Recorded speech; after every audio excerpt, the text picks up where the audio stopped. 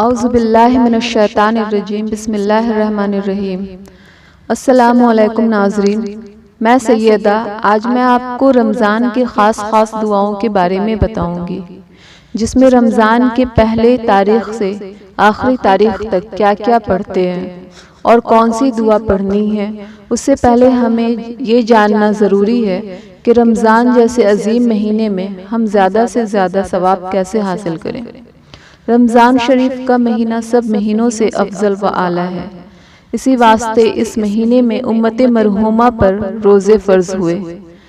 اس مہینے کا فرض دوسرے مہینوں کے 70 فرضوں کے برابر ہے اور نفل کا دوسرے مہینوں کے فرضوں کے برابر ثواب ہے۔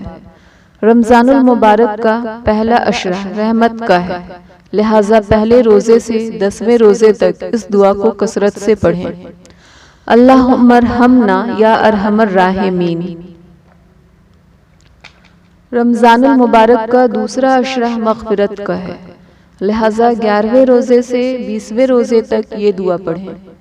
اللہم اغفر لنا ذنوبنا یا رب العالمین۔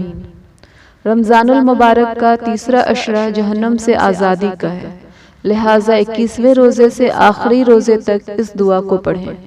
اللہم قنا عذاب النار وادخلنا الجنۃ مع الابرار یا عزیز یا غفار۔